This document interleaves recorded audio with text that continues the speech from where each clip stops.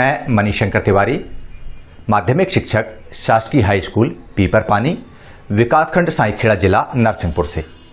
और हम लोग पढ़ रहे हैं कक्षा 9 की सामाजिक विज्ञान।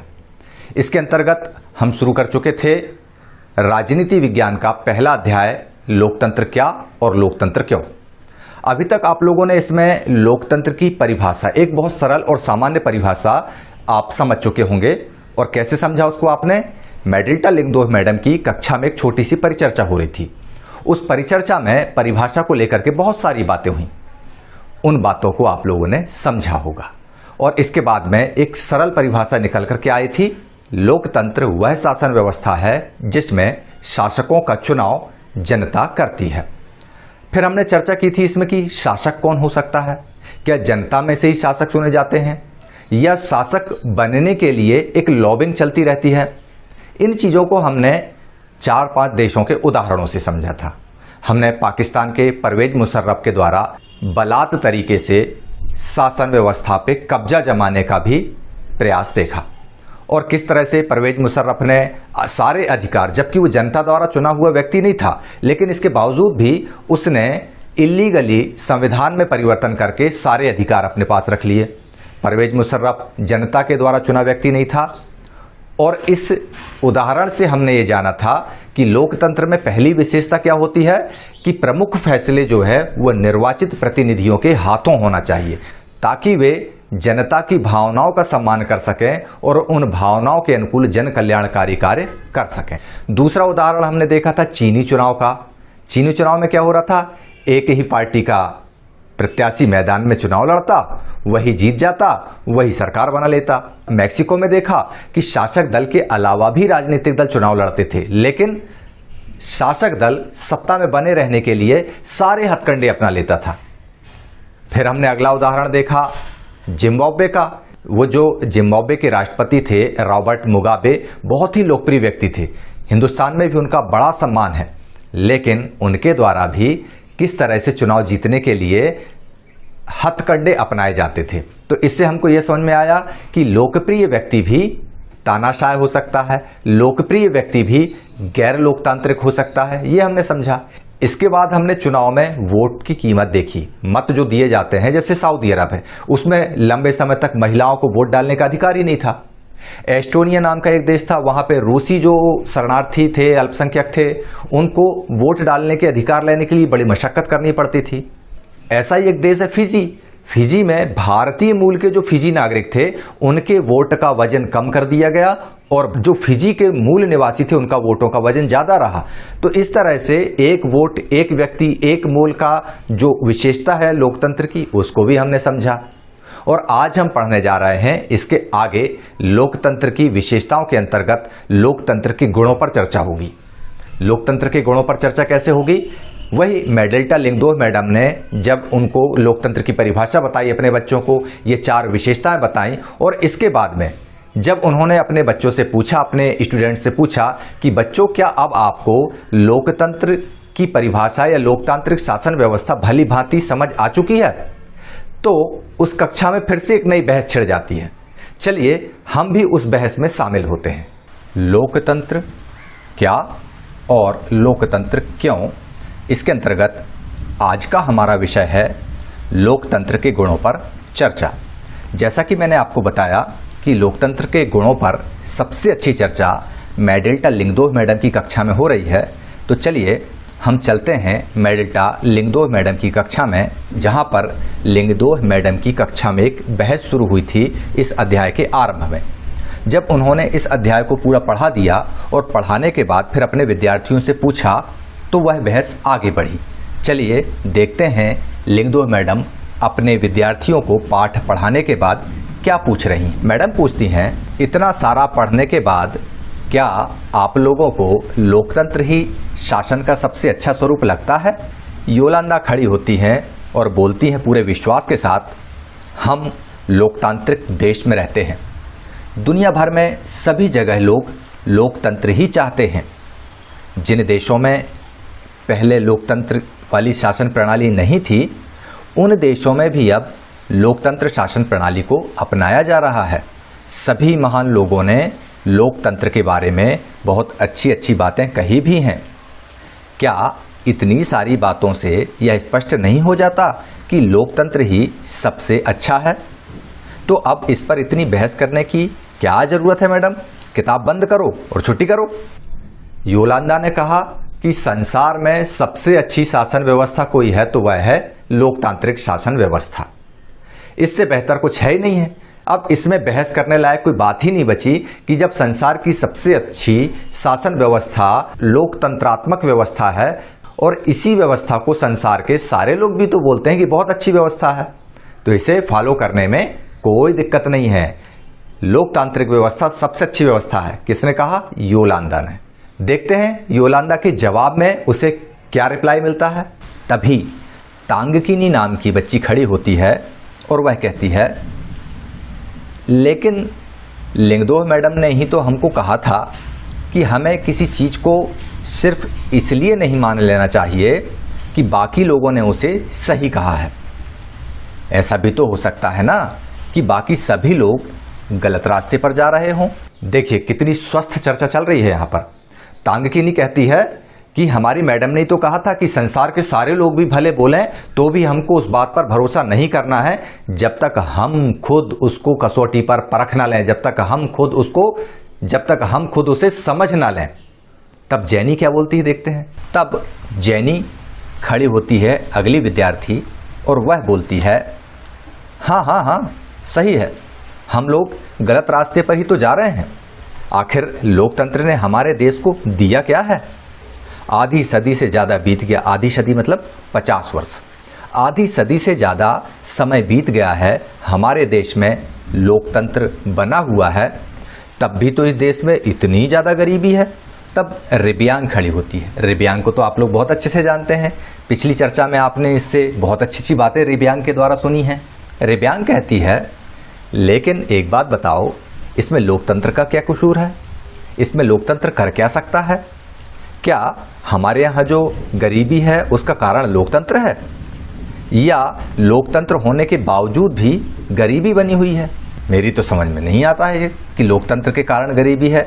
फिर जैनी कहती है, जो भी है, चाहे लोकतंत्र के कारण गरीबी हो या लोकतंत्र के बावजूद गरीबी हो, इससे हमें कोई फर्क नहीं पड़ता।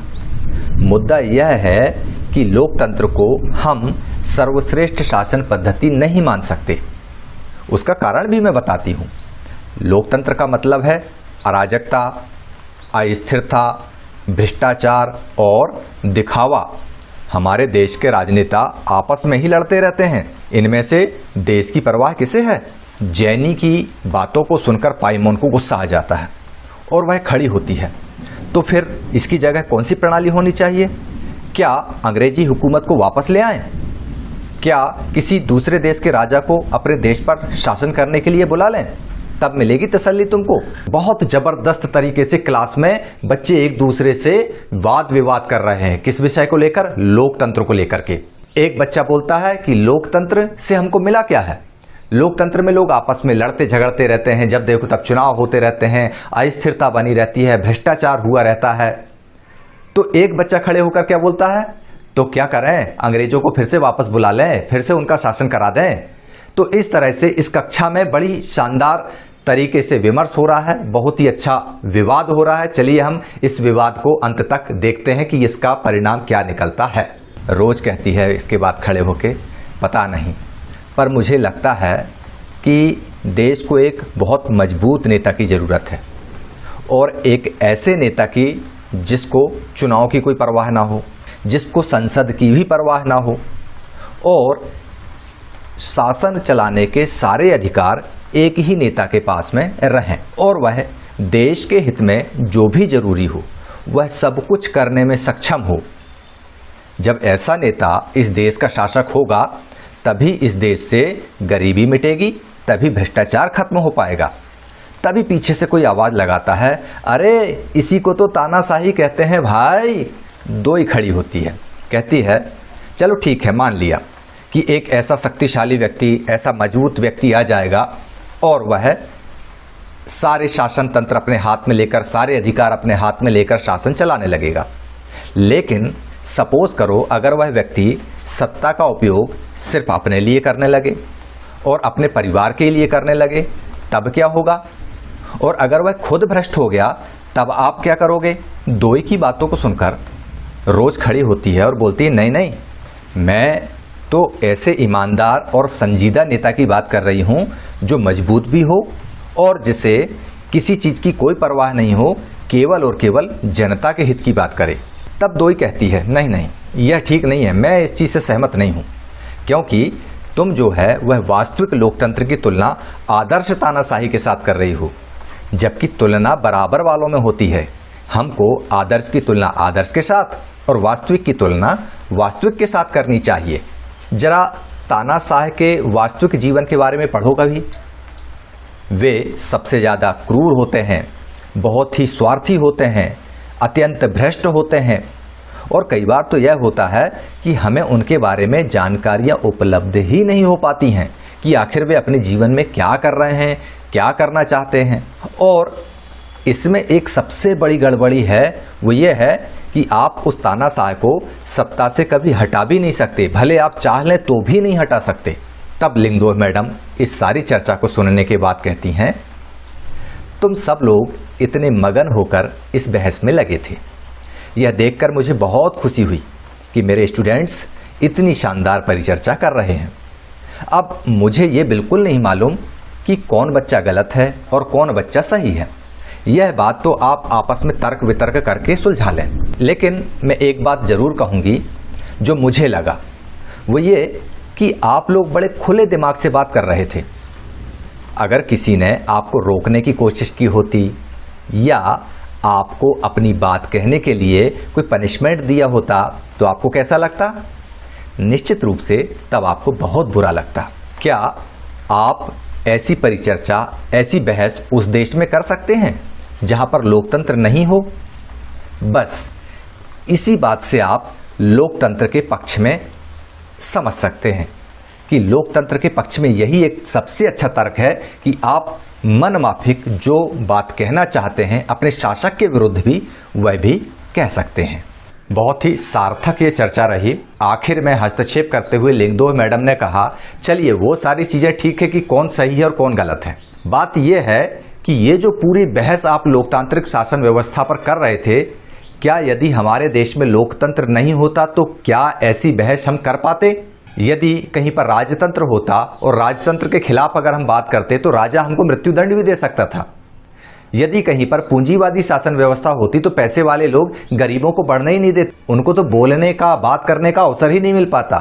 सही बात कही मेडेल्टा लिंगदोह मैडम ने कि डेफिनेटली आप लोग इस कक्षा में इस मुद्दे पर इतनी गर्मागर्म बहस कर पाए तो सिर्फ इसलिए कि यहां पर लोकतंत्र है और लोकतंत्र की यही सबसे बड़ी विशेषता है कि यहां पर हर व्यक्ति को अपनी बात कहने का हक मिलता है। चलिए अब हम देखते हैं लोकतंत्र के खिलाफ में क्या तर्क दिए जाते हैं। बहुत सारे लोग हैं जो लोकतंत्र को अच्छा तो मानते हैं, लेकिन जरूरी नहीं है कि सारे लोग लोकतंत्र को अच्छा माने, जैसा कि हमने क्लास के स्टूडेंट्स में देखा। कुछ लोग ऐसे हैं जो ये कहते हैं कि लोकतंत्र बहुत अच्छी चीज नहीं है, इसमें बहुत सारी खामियां हैं और उसके खिलाफ वो बहुत सारे तर्क भी देते हैं। चलिए हम देखते हैं कि लोकतंत्र के खिलाफ क्या क्या तर्क हमारे सामने आ रहे हैं। तो चलिए, ये आपने लिंगदोह मैडम की कक्षा की चर्चा देखी, परिचर्चा देखी, बच्चों के आपस में बहस करने का स्तर देखा। लिंगदोह मैडम द्वारा उन बच्चों को यह बताया गया कि लोकतांत्रिक शासन व्यवस्था है तभी आप इस तरह की बहस कर पा रहे हैं। लेकिन हमको अगर एज ए स्टूडेंट लोकतंत्र को बहुत अच्छे से समझना है तो हमको उसके पक्ष भी देखना पड़ेंगे और उसके विपक्ष भी देखना पड़ेंगे। तो आगे चल के हम लोकतंत्र के पक्ष में बात करें उसके पहले हम जान लें कि लोकतंत्र के खिलाफ क्या तर्क होते हैं। जैसे गणित में कोई बात होती है ना कि आपसे गणित में पूछ लिया जाता है कि 90 अंश के एक कोण वाला त्रिभुज समकोण त्रिभुज होता है, और हम कैसे शुरू करते हैं, माना कि वह त्रिभुज समकोण त्रिभुज नहीं है, और फिर हम आखिर में उत्तर में क्या पहुंच जाते हैं कि यस यह समकोण त्रिभुज है। तो इसी तरह आप सामाजिक विज्ञान विषय को भी समझ लीजिए कि जब हम लोकतंत्र के खिलाफ में शुरुआत करेंगे और फिर उसके बाद खिलाफ में दिए गए एक एक तर्क को समझते हुए आगे बढ़ेंगे, तब हम लोकतंत्र के पक्ष में अपनी समझ को बहुत अच्छे से मजबूत कर पाएंगे। तो चलिए हम देखते हैं लोकतंत्र के खिलाफ क्या तर्क यहाँ पर पाठ्य पुस्तक में दिए गए हैं। लोकतंत्र के खिलाफ तर्क। अब इस चर्चा में लोकतंत्र के खिलाफ बहुत सारे तर्क सामने आए हैं जिन्हें हम सब आमतौर पर सुनते हैं कि लोकतंत्र में भीड़ तंत्र होती है, मूर्खों का शासन होता है और भी बहुत सारी बातें आप लोगों ने सुनी होंगी। लेकिन यहाँ पर कुछ तर्क ऐसे हैं जिन पे आप ध्यान दीजिए कि लोकतंत्र के खिलाफ कौन कौन से तर्क हैं जो ये कहते हैं कि लोकतंत्र शासन व्यवस्था अच्छी व्यवस्था नहीं है। चलिए पहला तर्क देखते हैं। लोकतंत्र में नेता बदलते रहते हैं, इससे अस्थिरता पैदा होती है। मतलब हर 5 साल में चुनाव होते हैं और नेता बदल जाता है और वह अपनी पॉलिसीज को देश के हित में लागू ही नहीं कर पाता है। जैसे अगर कोई एक नेता आया और उसने जन कल्याण के लिए कोई अच्छी योजना बना ली और उस योजना पर उसने 5 साल काम भी किया, लेकिन किसी कारणवश यदि उसकी सरकार बदल जाती है और नई सरकार आती है तो जरूरी नहीं है कि पिछली सरकार के जो निर्णय थे उसको आने वाली नई सरकार फॉलो करे और ऐसी स्थिति में देश में डेवलपमेंट की स्थिति रुक जाती है और अस्थिरता की स्थिति पैदा हो जाती है। अर्थात लोकतंत्र में स्थायी नेतृत्व होना जरूरी होता है। ये लोकतंत्र के खिलाफ पहला तर्क है कि विकास यदि करना है, देश को आगे बढ़ना है तो बार बार नेता बदलने की जगह स्थायित्व होना चाहिए। लोकतंत्र में यह स्थायित्व नहीं हो पाता है। दूसरा तर्क हम देखते हैं कि दूसरा तर्क क्या निकल कर आता है। दूसरे तर्क में बोला है लोकतंत्र का मतलब है राजनीतिक लड़ाई और सत्ता का खेल। यहाँ पर नैतिकता की कोई जगह नहीं होती। डेफिनेटली आप लोग आपके आसपास चारों तरफ देखते होंगे, समाचार पत्रों के माध्यम से, न्यूज़ चैनल्स के माध्यम से जो गर्मा गर्म बहसें देखते होंगे और जिसमें एक दूसरे के खिलाफ आरोप प्रत्यारोप लगाते हैं। इसके बाद आपको लगता होगा कि ये कैसे शासक हैं भला, इन लोगों में तो हमेशा राजनीतिक लड़ाई होती रहती है। चुनाव के समय भी आप लोगों ने देखा होगा, आपके गांव के चुनाव हों या बड़े चुनाव हों, उसमें भी लोग खींचातानी में लगे रहते हैं। कोई पैसा बांटने में लगा होता है, कोई साड़ी कंबल बांटने में लगा होता है। ऐसे इस तरीके के साधनों का उपयोग भी करते हैं। मतलब यह पूरी तरह से ऐसा लगता है जैसे एक सत्ता का खेल है। यहाँ पर नैतिकता नाम की कोई चीज होती ही नहीं है। ये लोकतंत्र के खिलाफ दूसरा तर्क है जो लोकतंत्र के खिलाफ बोलने वाले लोग देते हैं। तीसरा तर्क क्या बोलता है? लोकतांत्रिक व्यवस्था में इतने सारे लोगों से बहस और चर्चा करनी पड़ती है कि हर फैसले में बहुत देर हो जाती है। ये तर्क थोड़ा ठीक लगता है कि लोकतांत्रिक व्यवस्था यदि आदर्श स्थिति में आप अपनाते हैं और यदि किसी फैसले को लागू करना है और एक एक व्यक्ति से आप पूछने जाओगे कि क्या इसे लागू करें या नहीं करें, करें या नहीं करें, और उसमें बहुमत जुटाने की कोशिश करोगे तो फैसले में देरी हो जाएगी। चलिए कल्पना कर लीजिए, आप कल्पना ये कर लीजिए कि आपके विधानसभा क्षेत्र में कुल कितने वोटर हैं और आपके विधानसभा क्षेत्र में जो सबसे बड़ा हॉल है वो कितना बड़ा है। क्या सारे वोटर उस हॉल में एक साथ बैठ सकते हैं? चलिए ठीक है, हमने उस हॉल में नहीं बिठाला, एक बहुत बड़ा मैदान है। क्या आपकी विधानसभा क्षेत्र के सारे वोटर्स एक उस बड़े मैदान में समा सकते हैं? नहीं। यदि आप कोशिश भी करते हैं, टुकड़ों टुकड़ों में बिठाने की कोशिश करते हैं, समूहों में बिठाने की कोशिश करते हैं, तो भी एक लंबा वक्त बीत जाएगा और किसी फैसले पर पहुंचने में बहुत देर लग जाएगी। इसीलिए लोकतांत्रिक व्यवस्था के खिलाफ खड़े लोग ये बोलते हैं कि लोकतंत्र में बहुत सारे लोगों से बड़ी बहस करना पड़ती है, चर्चा करना पड़ती है और फैसले देरी से होते हैं। इस वजह से विकास कार्य अवरुद्ध हो जाते हैं, व्यवस्थाएं आगे चल नहीं पाती हैं। ये आपने तर्क देखा। अगला तर्क क्या आता है लोकतंत्र के खिलाफ, देखते हैं। चुने हुए नेताओं को लोगों के हितों का पता ही नहीं होता। ये देखिए, एक बहुत बड़ा तर्क लेके आ गया है कोई और कहता है कि जो चुने हुए नेता होते हैं उनको लोगों के हितों का पता ही नहीं होता और इसके चलते सारे फैसले खराब होते हैं कि जनता ने नेता तो चुन लिया, लेकिन नेता को यही पता ही नहीं है कि जनता की वास्तविक समस्या क्या है, जनता चाहती क्या है। जनता को भूख रोटी की है और आप उसको रोटी नहीं दोगे वक्त पे तो कैसे काम चलेगा। ये बातें लोकतांत्रिक व्यवस्था के खिलाफ खड़े लोग अक्सर कहते हैं कि कई बार नेता जनता के हितों को समझ नहीं पाते हैं और गलत निर्णय ले लेते हैं। अगला तर्क देखते हैं। लोकतंत्र में चुनावी लड़ाई महत्वपूर्ण होती है और इसीलिए खर्चीली होती है। और खर्चीली होती है तो इसमें भ्रष्टाचार की संभावना बहुत ज़्यादा होती है। मतलब लोकतंत्र, जैसा कि आपने परिभाषा जानी पहले, कि लोकतंत्र शासन का वह स्वरूप है जिसमें शासकों का चुनाव जनता वोट डालकर करती है। तो जब वोट डालती है मतलब चुनाव होता है, तो जो शासक दल है वो जनता से अपने पक्ष में वोट डालने के लिए जनता को तरह तरह के प्रलोभन देता है, प्रचार प्रसार में अपना धन खर्च करता है। और जब वो धन अधिक खर्च करेगा तो डेफिनेटली उतने धन को वह कमाने की अपेक्षा भी रखेगा। और जब उतने धन कमाने की अपेक्षा रखेगा तो उसके लिए यदि सीधे रास्तों से पैसा नहीं मिलेगा तो वह टेढ़े रास्तों का उपयोग करेगा, नंबर 2 का साधन इस्तेमाल करेगा और इससे लोकतांत्रिक व्यवस्था भ्रष्ट होगी, भ्रष्टाचार को बढ़ावा मिलेगा। यह एक लोकतंत्र के खिलाफ दिया गया महत्वपूर्ण तर्क है। इसके बाद एक और महत्वपूर्ण है जो लोकतंत्र के खिलाफ लोग कहते हैं कि सामान्य लोगों को यह कभी पता ही नहीं होता है कि उनके लिए क्या चीज़ अच्छी है और क्या चीज़ बुरी है। उन्हें किसी चीज़ का फैसला करना ही नहीं चाहिए। बहुत सारे सामान्य लोग ऐसे होते हैं, बहुत सारे लोग ऐसे होते हैं जो चुनाव में वोट डालने जाते हैं और उनको ये पता नहीं होता है कि हम किस उम्मीदवार को अपना वोट दें, और वे किसी और के कहने पर या किसी के प्रलोभन में आकर के वोट डालकर आ जाते हैं। उनको इस बात का बिल्कुल एहसास नहीं होता है कि हमारे वोट से हमारे ही भाग्य का फैसला हो रहा है। तो डेफिनेटली मतदाताओं को जागरूक और शिक्षित किए बिना उन्हें वोट देने का अधिकार तो मिलना ही नहीं चाहिए। ये लोकतंत्र के खिलाफ कहने वाले, लोकतांत्रिक व्यवस्था के खिलाफ खड़े लोग इस तर्क का प्रयोग भी करते हैं। तो क्या लोकतंत्र के खिलाफ और भी कुछ बातें हैं जो आपके मन में रह गई हों?